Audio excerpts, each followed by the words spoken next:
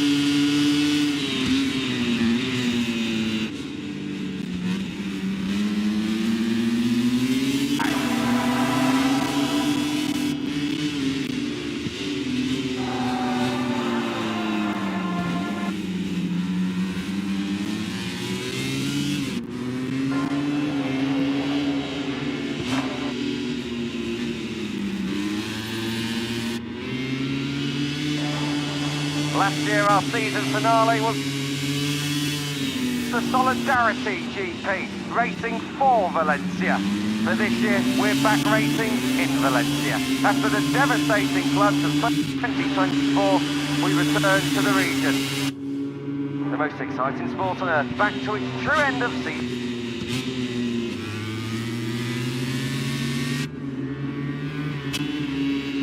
Of 2025, the biggest season we've ever had. We've spent 180 hours in the air, travelled over 125,000 kilometres worldwide, found our way to 30 different airports in 5 continents, and seen a total of 1,308 racing laps, but there's still one more to go this weekend. This will be our 28th time racing at this iconic circuit, and while MotoGP and Moto3 titles are wrapped up, Moto2 gets the showdown.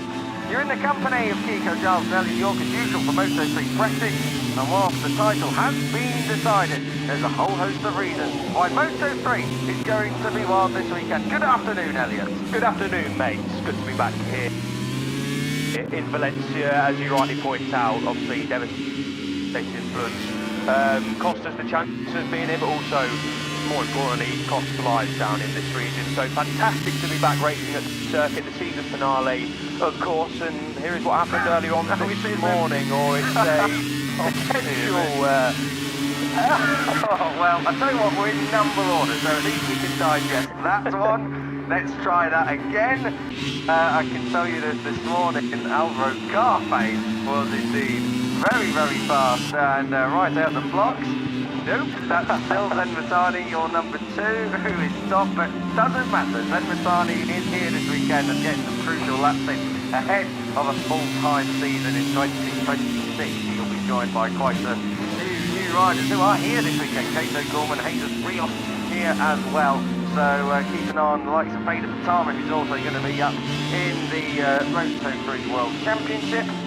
But the class of 2025 rookies are looking to end their season on a high as well. Alvaro Carpe so quick this morning, Al. Yeah, not as quick as Matani. Joking, of course.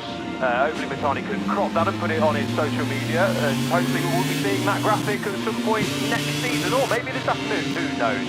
But here are then the free practice 1 standings from this morning. Carpe was the fastest. 38.357, and that was quicker than 2023's fastest race lap, not quite on Darren Binder's 2020 lap record.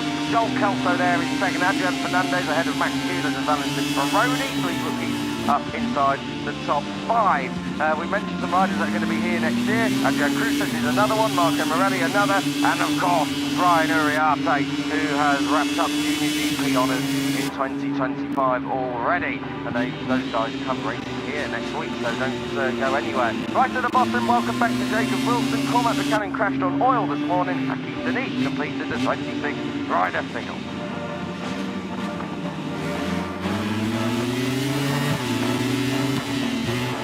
So we're going to get ready then for Moto3 Practice, and if you have been living under a rock for the entire season, the top 14 of this session are going to be moving directly through to the pole position shootout of Q2. Anybody who's not inside the top 14 are going to find themselves going through Q1, from which the top 4 will graduate to form an 18-rider shootout to see who can grab pole for Sunday's Grand Prix. Great to be back here in Valencia. The fans have already really packed out, not just the paddock, but also the grandstand filling up pretty nicely. We are on a bit of an extended lunch break as well here, so it's going to be busy right the way through, and Sunday, the world's longest grandstand, the continuous grandstand, is going to be absolutely full. Yeah, as it always is here in Valencia, and pretty early on after obviously the unfortunate cancellation of last year's event. It was always going to be a sellout this weekend. Great to see so many fans in the paddock. Great to see the Friday grandstands filling up nicely. Plenty of people, of course, keen to get their eyes on, first and foremost, the stars of the future in terms of MotoGP. Max Mokiles is certainly one of those, and he was rapid in the early exchanges this morning, had some great rhythm, did Quiles. Ultimately got beaten by Carpe, Kelso and Fernandez in the latter stages, but he was down to business pretty quickly with Max Mokiles, and it's going to be a real fight, you'd midfield, and the gaps were larger than we anticipated. We spoke in the car this morning, didn't we, Chico, and we were really excited about Moto3 this weekend because, as mentioned, pretty much every single rider knows this circuit like the back of their hands. There's no real advantages to be gained, really. There's some hard braking zones, some hard acceleration zones, but it's a fairly even circuit in terms of what you can produce on a Moto3 bike. So I'm really interested to see how this one plays out this afternoon, and of course through the weekend. I think, like we normally do in Moto3, we're going to get a really, really good race, and hopefully we get a battle between the number 36 for Kelas and the number 28 Untitled, because 8 points splits them in the chase for P2, and they both want it. Yeah, they do. 8.2 split them in the favour of Kelas at the moment. The back-to-back podium finish from the last two GPs, Tang and Fortinet. They've had 3 in a row, so we'll be looking to try and end his Moto3 tenure on a high. Of course, he leaves the class at the end of this year, graduates up to Moto2, and he'll be on Kelas machinery for that as well. The MSI squad is off the Euro and moving over to Kelas. So for Kelas, I want to go up as silver medalist, and if not, then he'll be looking to at least put up a strong fight against Kelas, who I think is already going to be top 3. He'll be looking to be runner-up though. I mean, Kelas has had such a stunning season considering he's not been here for all the Grand Prix, and having won at Portimao, looking for his first back-to-back wins in the class in his rookie season. Yeah, I mentioned this morning how impressive Kelas has been in terms of the rookie stats. I'll read it out again in case you didn't tune in for this morning's session. Aspar also posted it on their social media accounts. The best ever Moto3 rookie, both in terms of podiums, 9 to Alonso and Acosta's 8, and in terms of points as well. He's only completed 17 races so far this year, missed 4 Grand Prix for the first 5 at the start of the season. Acosta scored 259 points in 18 races in his title-winning season in 2021. Alonso scored 245 points in the 20 races back in 2023. Kelas already notched up 263, and as I mentioned, already missed 4 Grand Prix. We expected Kelas to come into this year and ruffle some feathers, be quick, get a few podiums, maybe fight and clinch victories here and there, but I think he's surprised pretty much everyone. I think even the team are probably a little bit surprised just how fast Kelas has been. It's been fabulous to watch, and we're seeing a couple of the rookies that are coming up next year. Casey O'Gorman, what a ride it was from the Irishman over in Portimao. These rookies that are coming through these days with the new GT experience, with the new age limits as well, they're spending another year or two at least in the junior classes. Rebel Rookies Cup as well, part of that. They're coming in and they're already up to speed, especially circuits like Valencia where they race every season. It's absolutely remarkable what Casey O'Gorman was able to do last time out. Max Keeler's last time out, your winner, last rookie back-to-back wins out. Any ideas? Last rookie, David Alonso? Correct answer. Would you like to make the feedback? Go on then. David Alonso, it was back in Barcelona and Mazzano, 2023.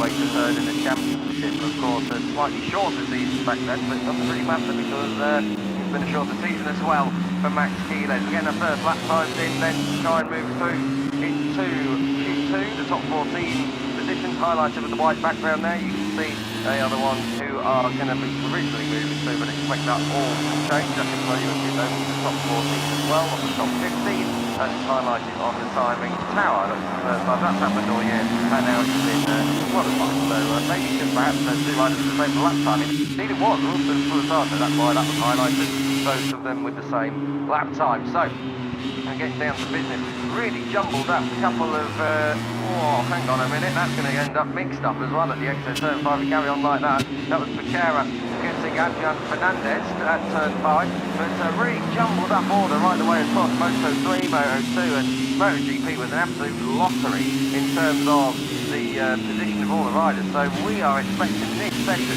to be very much the same, very hard to get any kind of pattern here in Valencia this weekend, it seems. Yeah, tricky conditions this morning, wasn't it? It always is. It's pretty cold at this time of year, even in Valencia. Okay, it's warmed up this afternoon. 21 degrees according to my watch currently. I don't think it's quite that warm, but conditions much more favourable in this afternoon session than they were this morning. Of course, we saw Juan Buchanan crash at turn 6, and then of course the red flag incident over at turn 6 as well. There was some oil and liquids down at turn 6, so thankfully there was no other skirmishes in Moto3 apart from Buchanan's crash. Thankfully he is back out on track, I do believe, yes he is, lapping just in P24 this moment in time. So good to see the New Zealander with the work A after that big off this morning. But the sun has come out, the temperatures are a lot warmer than they were this morning. The track temperature has also risen and there's plenty of grip down now as well. So expect these times compared to this morning to be pretty quick, and already we've gone faster than we did this morning. Car pace 1:38.357 has been beaten by Adrian Fernandez, and I do believe that is an all-time lap record as well. Indeed, Adrian Fernandez and David Almanza both under that all-time lap record. So Leopard Honda are coming out fighting in the final round of their season. Of course, not a single victory for those guys this year. Podiums have been pretty sparse, it's got to be said, but Fernandez and Almanza have picked it up in the second half of the year, that's for sure. Oh, big play back there coming through up the inside. That was off the knee that time around for Adrian Fernandez, so he's coming through there as well, and trying to get some clear air. Hackington each at the bottom of the timing pile this morning, and he'll be looking to try and improve on that this afternoon, as well as trying to keep it on two wheels, which he wasn't able to do earlier on with a crash over at turn 6. Yeah, I was going to say another crasher at turn 6. We didn't see the full extent of it, but it just looked like a simple front end washout over at turn 6 for the Malaysian, who just runs wide there through into the turn 10 and 11 complex, where the long lap penalty loop is, that you've just seen there on his screen today. So did score points, of course, last time out in Portimao, was an unfortunate DNF in Malaysia in his home Grand Prix after a really promising weekend. The bike just gave him a go, unfortunately, for Denise in front of his home fans a few weeks ago, so Denise will be hoping to be in the points mix once again this weekend. Down across the line, we've got Valentin Peroni, Adrian Fernandez both on strong laps. Peroni improves his time, Fernandez doesn't. Peroni moves up to third, then Fernandez stays top. Coming down in towards turn 1, I think that is Luca Lanetta, no it isn't, it's Stefano Neppa who is probably top there, as Elio J wanders right out to the car park in turn 1. Good stuff from O'Shea this morning, he was 17, but he's up inside the top 10 for a little bit of a second, so the young Brit who's back in that team next year looking to finish his season on a high. Eventually he's got Moto2 experience around here from the Junior GP days, and has always been pretty competitive up to the top 5, top 6 there, so expect O'Shea to go well this weekend. Yeah, for sure, and teammate Marco Morelli as well. I think Morelli coming into that box, and of course the few changes that have been made to sort of lower management, let's say team management and some personnel inside the box, have really helped O'Shea and of course Morelli as well to start finding some point scoring rides and really sort of turn the screw in terms of finding a good rhythm and feeling on that Honda and inside the box. It's a really promising end to the season for the MLab team going into 2026, of course, when they welcome Joel Kelso to the ranks as well. It will be very good for O'Shea to have someone like Kelso, a regular podium finisher, a really experienced rider on the other side of the box, and hopefully, I mean, not for just for MLab, but for Honda's sake as well, to have someone like Kelso who's been on the KTM all season long and been very fast on the KTM as well, to jump on board the Honda and maybe find some performance on it. Eddie O'Shea has had 5 finishes in a row at this best 3 finishes, 18th, 16th, 15th, 14th and 16th,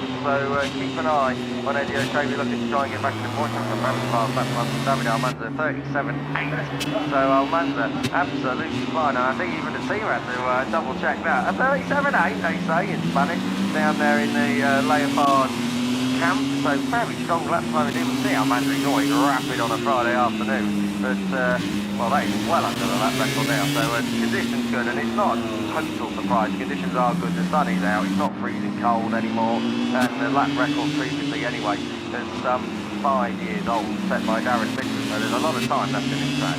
Yeah, exactly, the debut 137 in Moto3 around the circuit Ricardo Tormo, so yeah, Leopard 1-2 at this moment in time, a good start to the session. Almanza, of course, a regular crasher, unfortunately, so far this season. He had a couple over in Portimao as well. Him and Cormac Buchanan are the only riders, I think, above 20 crashes, and they're into the 30s as well. So both of those guys just got to clean their act up a little bit in terms of crashing unnecessarily, let's say, heading into 2026. But Almanza's going again here. He's got past Adrian Cruzes, and at number 22. Looking pretty good, and we know from this morning that especially Fernandez found regular time in the final split, so if Almanza can do the same as well, he might be extending his advantage to the top. Indeed, Almanza's led sessions across 5 of the last 7 GPs. he'd had one podium to show for it, so the potential is absolutely there. Just for David, it might just be a matter of putting it all together. But first Junior GP win came here, so he likes this track. So across the line, 37.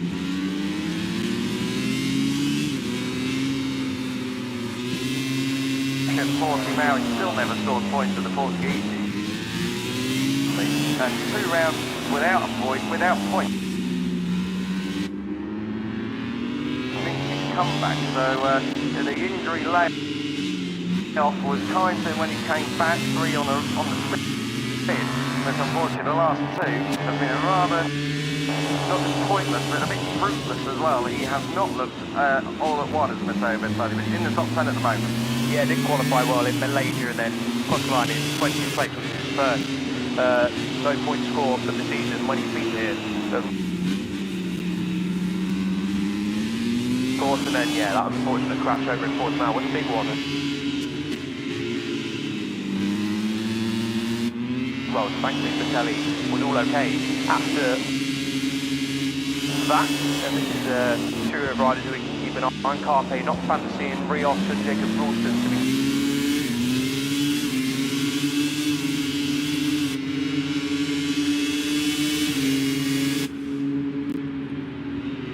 third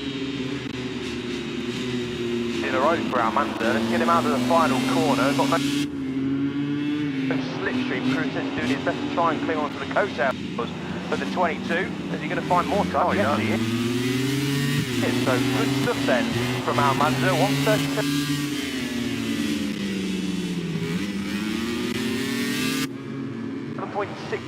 .640. I wonder. Are we going to get a 36 in this session? I reckon we may.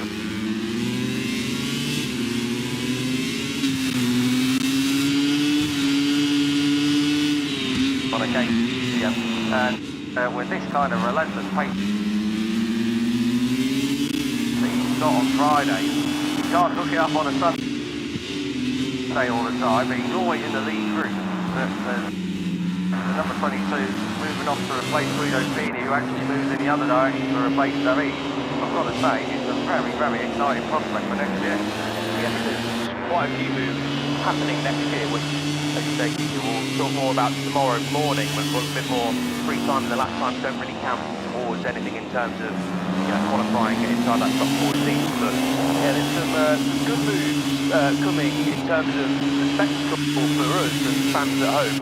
The likes of Kelas also moving to Honda, as you say, Almanza moving to KTM, Pini jumping the other way, and plenty more as well. So yeah, we'll delve into that a little bit later on tomorrow morning. Fernando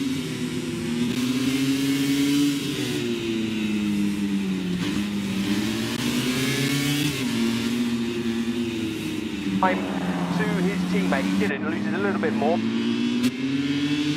but closes the gap down to just under 0.3 of a second. Now the second rider to be in the 137. Yeah, good stuff. Leopard Honda does the same. Gareth, who was on those Leopard Hondas last year, they're in 3rd place. Scott Ogden is coming to the line, 7th this morning. Joggers, he comes to the line now, and he crosses it and loses a load of time in the final section, so he stays there in 15th. Temporary teammate Adrian Cruzet is there in 14th place at the moment. So that'll be the first scalp that Ogden wants to sort out by the end of this. We'll get a little bit squirrely on the end.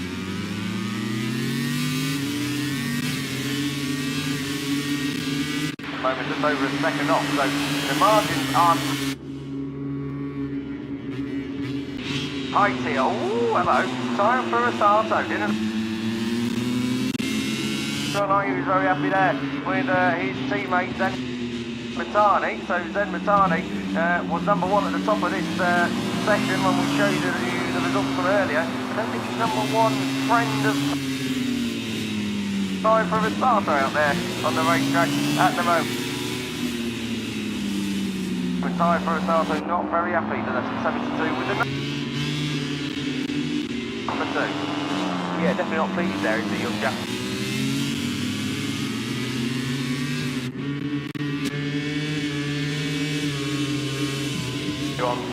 this morning, a slow getaway, let's say, for a start. So we're sort of seeing that, but we're not used to seeing for a starter down outside the top 20 in a session. But look at P6 at this moment in time, and for a starter, after the race over in Portimao, said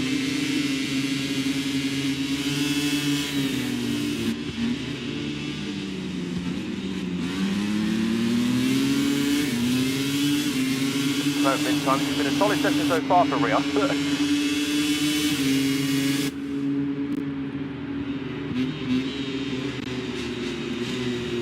that was a little bit of a sketchy moment. Yeah, everything was solid with the suspension.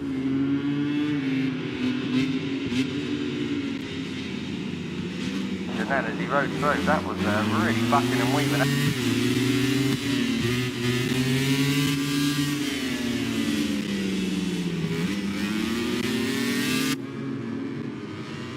The sort of rear of his Moto2 machine, the sort of front end went to Rios there. Got a little bit of a twitch on, but all okay for a starter, looking cool, calm and collected back in the box after looking not so cool, calm and collected a couple of minutes ago. But yeah, just back to for a starter in Portimao, he did say that he was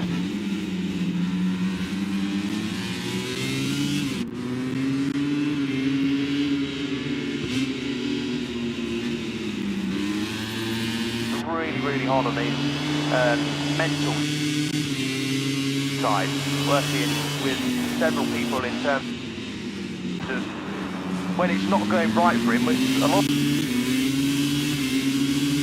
this season it hasn't done, and for the Honda riders in general it hasn't done. Just trying to keep a cool head when you're on the bike. For a starter, hopefully admits that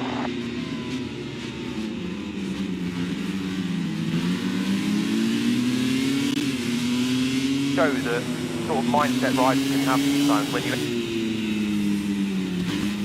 expect to win. You're sort of like, of course, happy, and for a starter was over the moon with victory, but in more difficult circumstances, when you get a top 3 result, that's when the real confidence comes. For a starter, as I say, he's sorted his Fridays out of late, so you know, I think that's a lot of it as well. He's giving himself less work, less stress, whether or not he feels.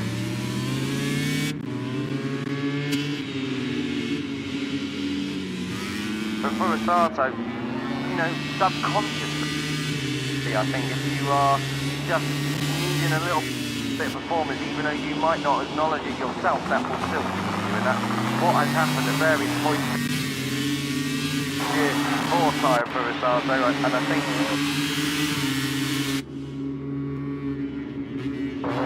when he crashed back in Buriram the first round of the he was really upset with himself. He had further crashes over in Germany, Brno. It was a tough period for Tyre for a starter. At real crunch points, but he turned it.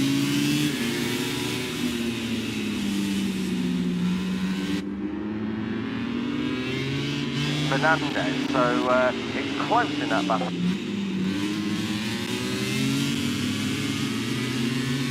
Top Honda, but Tyre for a starter season. Right, he's got the confidence at the moment. Yeah, he certainly has, especially after the DNF on home soil when he was in.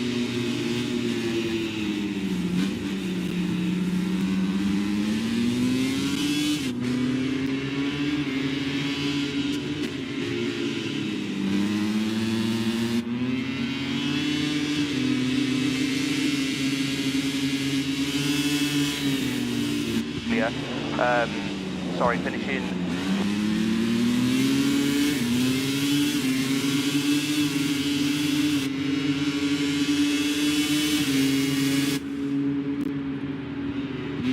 moment. Kelas up there in third. See with that graphic, 13 riders within a second. The only one who's going through at the moment who isn't within a second of the top 5 is Stefano Neppe in fourth.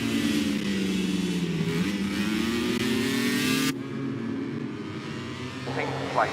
You can see we're in a lull at this point.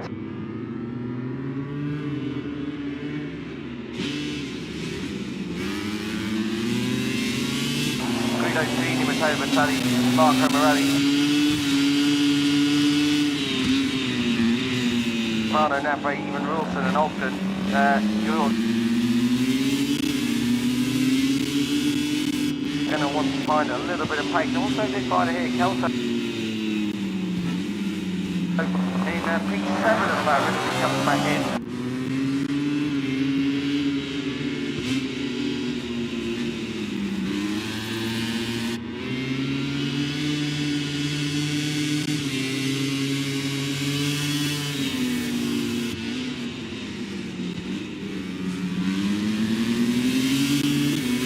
Not a lot of time to play with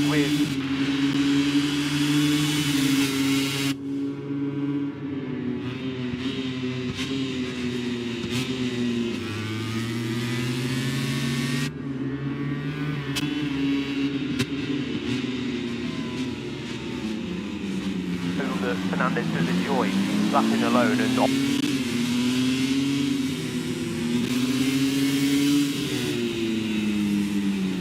they've got some pace, the only two riders in 137.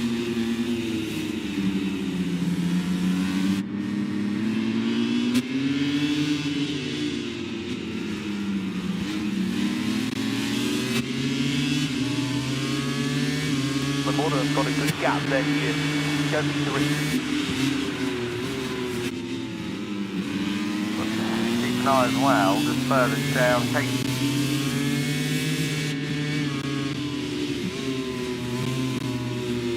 Joe Gorman, that's a phenomenal ride back in Portimao.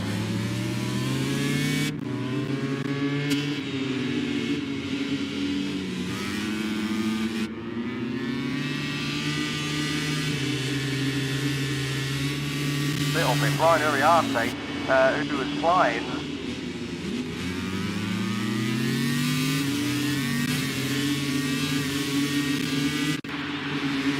Quite literally in Portimao, it's down in 22nd.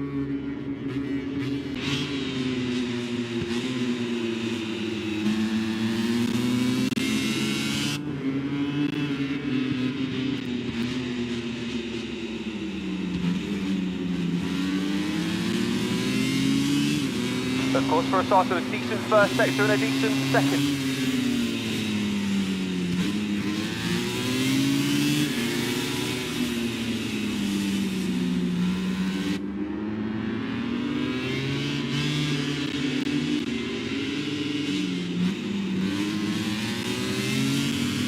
And he's just under 4 tenths adrift, but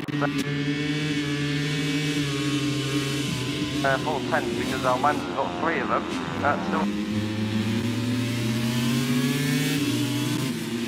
going to put him in the top 5 if he can hold it.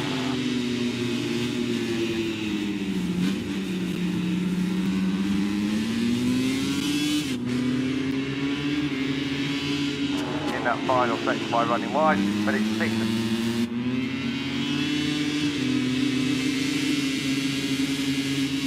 Safe at the moment for Hiroshi Oyama.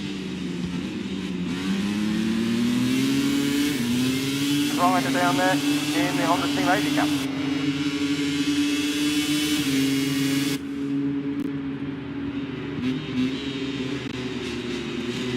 For a Sato, Dennis Pontius. The machine is pretty dismantled there on the right hand side of that asphalt box, so Pontius down in 24 at this moment in time, 1.7 seconds off. Not used to seeing that from the very experienced.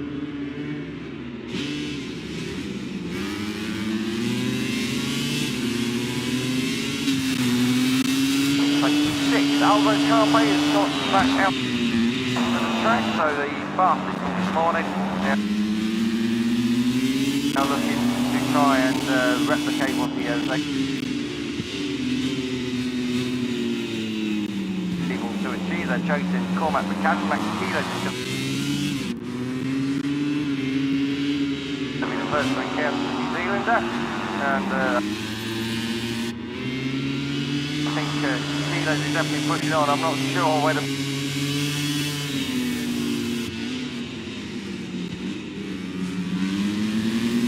look good, doesn't he? Brian Ariati loses in the top 14 then. The reigning MotoGP and Rebel Rookies Cup champion. Into Q2 as we stand, and Guido Pini now. Splits the Hondas in the top 3, gets a KTM up there. 137.856, so they're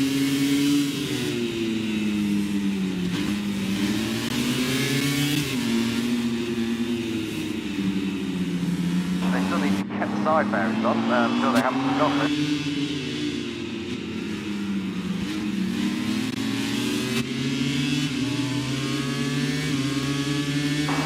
It's not ideal for Dennis Bunting.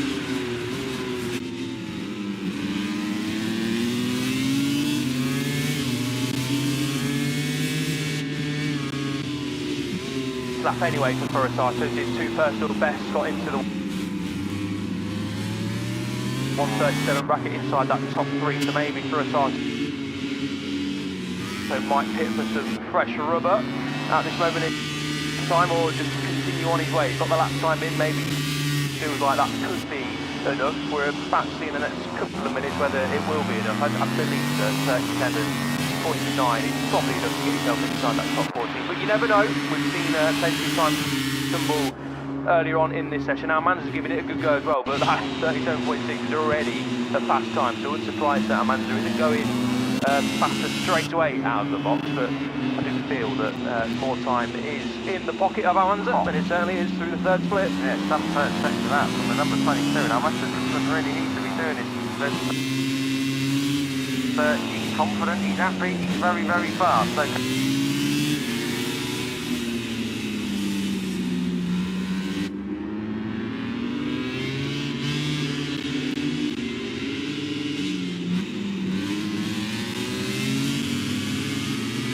but consistent, number 22, now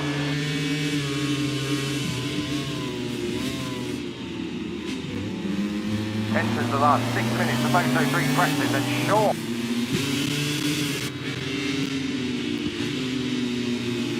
the Almanza is safely through. I'm fairly sure.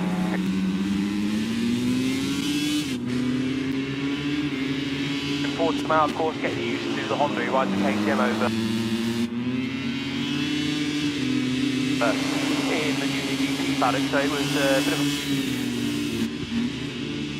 a baptism of fire for Jesus Rios. Into learn new team, new surroundings, and a new bike in Portimao, but going much better this weekend in the number 45, and he's getting used to that.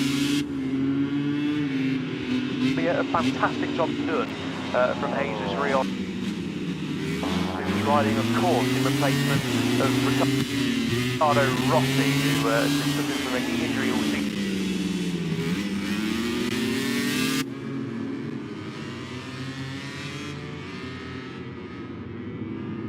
Guy across the line and probably in the box before this all ends up upside down. Almanza is absolutely on a charge, and let's see what he's got this time around. Does he find any time in the last sector? He drops a few thousandds, but he's straight down to the 37. So he's got a 4/10 of a second advantage. The number 22 is absolutely on rails today. Guido Pini looking very fast as well, I've got to say, in second, but not quite on Almanza's level. For such a short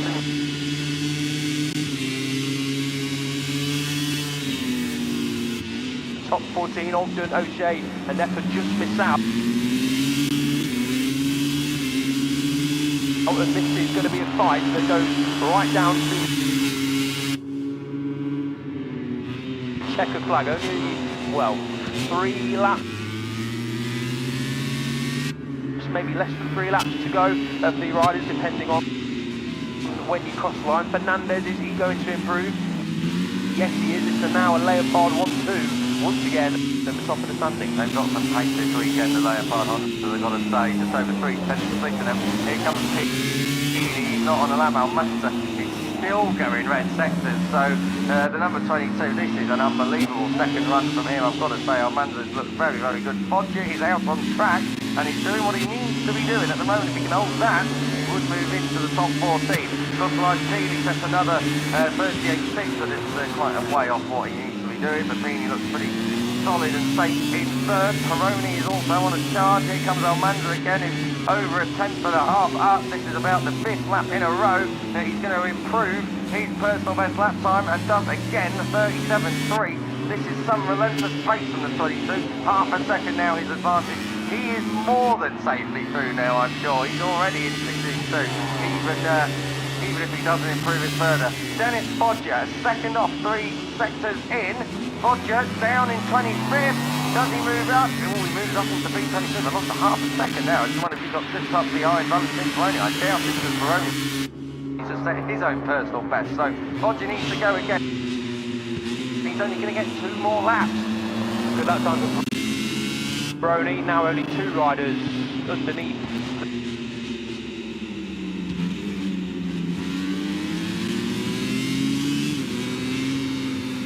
Tumbling, and we're not seeing as many fast lap times.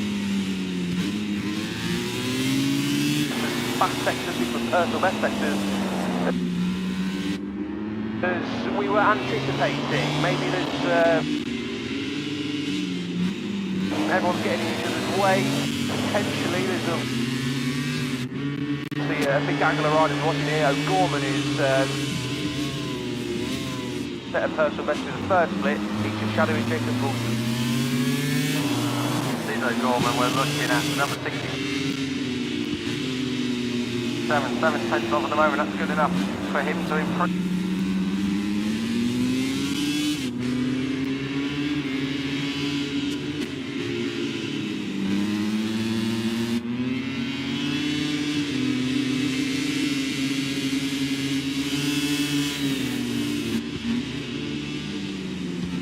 Hold it there, it's staying estimated 11, so that's on the rate of plus.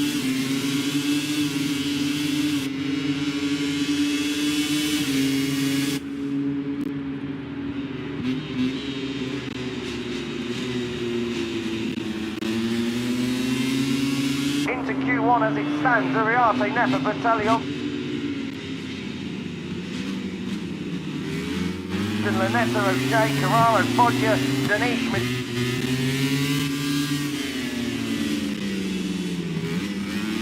Tani, Moodley and Buchanan in 26.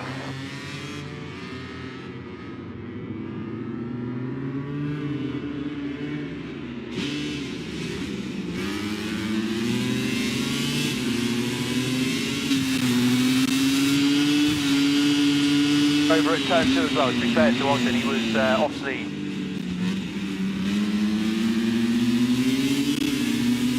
not on a lap time.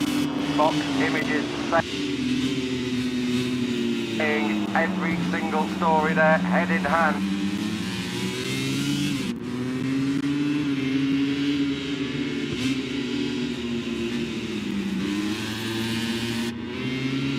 Either time, Lanetta sitting in P4 team, so if it stays there, he's going to be alright, but plenty of improvements coming on. Kelly's up and gone. Kelas has made a mess at turn 12 as well, so he's rolled out.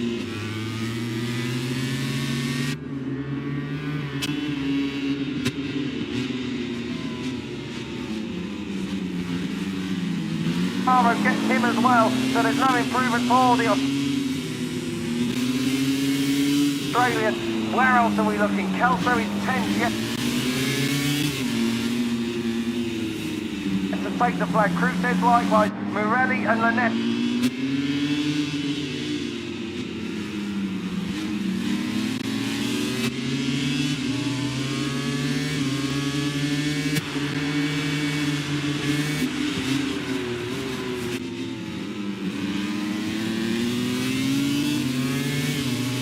Moto 3. I go as far to say that's the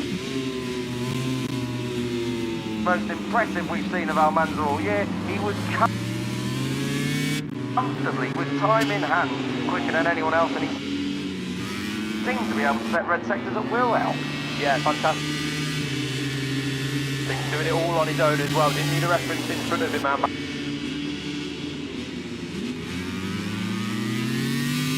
Improvement.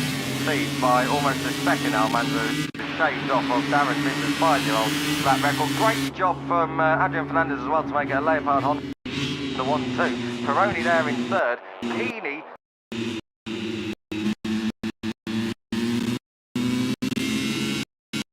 sensible as well, doing it all on his own in fourth. So the way to go was to get yourself some track position and just get your head down and time trial yourself. Yeah.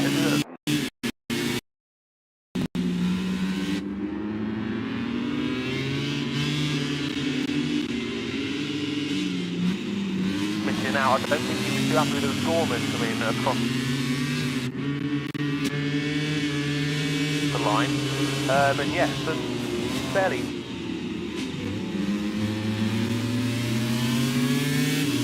big hitters going through Q1 as we always see, really. The Moto3 class is super competitive these days, but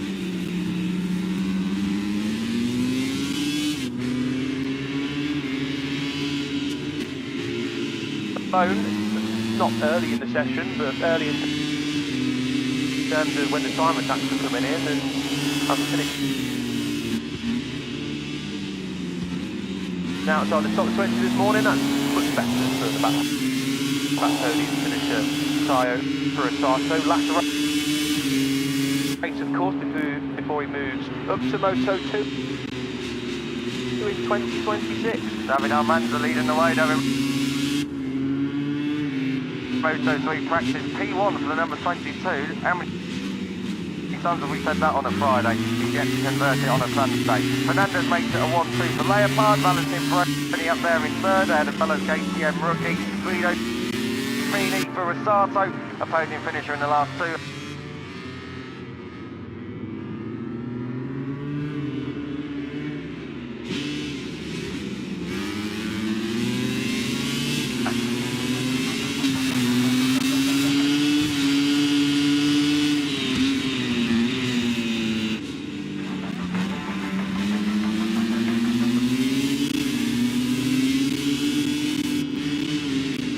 Moto3 Friday is all done and dusted. Moto